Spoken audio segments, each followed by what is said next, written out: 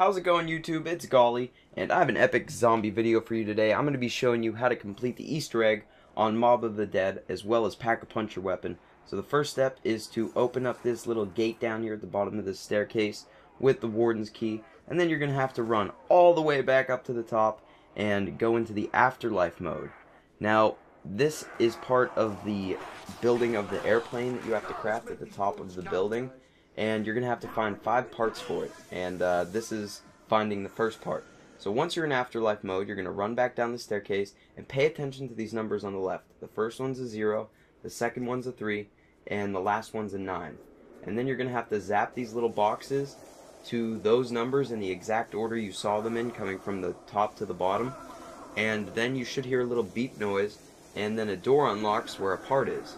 And then you're going to have to run all the way back up to the top and revive your body before you die, because that would not be good. You'd lose all your perks. You'd go Rage Panda. Don't want that happening. And then you're going to have to run all the way back down the staircase. Now, don't bitch about this. I know it's the 3rd time you're doing this, but you're getting a good workout from it, so it's okay. And then you're going to open this door down here to the right, near these boxes that you zapped, and just follow Ultimate Gilly. You'll see that a lot throughout this Easter egg, because my friend Ultimate Gilly and TVG Reaper and Fallen Panda were really helping me out in this Easter egg. So if you want to check out their YouTube channels, I'll make sure I leave a link in the description. So there we are. We collected the first part, and now we have 4 more parts to go. I don't think we've seen the last of this guy. So the second part is down by the docks. Now you're going to need the warden's key to open that gate, first of all. And then once you open the gate, you're going to go into the afterlife, and then you're going to have to jump like LeBron over this gate to zap that shock box behind it to open the first gate again. Now, I had my friend Ultimate Gilly run in here and grab it, and then you have to shock it again to open the next gate, and then once your friend's out of that gate, you shock the box one more time to open the front gate again, so you can all get out. Then, the third piece is actually let me see here, where's this location at? Oh, that's in the laundry room, or washing room. Doesn't really matter what you call it. Call it the Jerry Sandusky room. But what you're gonna have to do is you're gonna have to zap that box, and then have someone that's not in the afterlife mode turn on that washing machine. Now be ready, because once you turn that washing machine on, it's gonna get a little bit foggy, and a lot of zombies will come, so you might just end up pissing your pants. I don't know. Make sure you got your Depends on. And then once the laundry takes its cycle, you're going to be able to grab a part out of it. So as you can see, walk over here, and I would be able to grab it, but it says I already have a part. Now that's because for this Easter egg, you can only carry 1 part at a time, even if you're playing solo. The next part's probably the easiest part to grab. It's going to be in the infirmary, which is the floor right below the top floor of the building. And it's basically laying in a box that all you need to have is the warden's key to open, and as long as you've collected the warden's key, which you should at an early round as possible, and as long as you have the warden's key, then this box in this room right here should be able to be opened, and then there's a part right behind it that someone can grab and add to the airplane. Now this next step isn't getting a part, but you're going to have to do this to get to where you need to craft the airplane at. You're going to go into the afterlife, and then you're going to go through a hole in the wall in the infirmary, and you're going to jump upstairs by making sure you hold down your A button. I'm having a little trouble finding it, but luckily Ultimate Gilly comes to save the day and leads me to the next location. So once you jump through this wall, you're going to have to look to your right, walk a bit, and then hold A in. If you don't hold A in, you won't make the jump. I've learned that out the hard way. And then you walk over to the door, you shock the zap box, and then you have a clear entrance to the top of the building. And then you revive yourself and you move along with your merry day. And then I go to the top of the building just so I can add my part to the airplane, so I can go ahead and grab another part. So the airplane is crafted right here at the bottom of the runway. You just hold X to add the part. And then it even has a part checklist, if you haven't noticed, in the top left. It even says what player has which part and what parts haven't been found yet. But the last part is in the room near Juggernaut, and to get this, you're gonna have to first, actually I lied, this part is inside of the warden's office, but to unlock the gate to get it, you're gonna have to do this step. So you're gonna have to go into the afterlife in this room, and then you're going to have to zap 3 different terminals just like you are if you were getting the warden's key. The one right there, and the one in this room, and then you're going to have to go through that hole in the wall and zap the other one in this room. Now, I was having a bit trouble finding this one for a second, but then I realized it's the one hooked up to it by the blue cord. So you're going to have to zap 3 boxes that are hooked up by a blue cord. And then once you do that, the door should open in the warden's office, and then you should be able to grab the last part.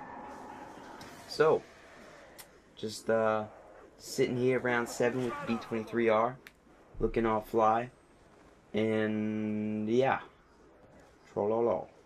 Let's move on to the next stage. Okay, so the last part, once you have completed that last step, is going to be in the warden's office, and it's a simple gate you open, not much to it. As long as you have the warden's key, you're good. You grab the engine, and then you're off to the rooftop again, and here's where the fun begins. You get to do the Easter egg, yeah! And I don't want to ruin it now, but the Easter egg, it sends you to the Pack-a-Punch machine and to the San Francisco Bridge.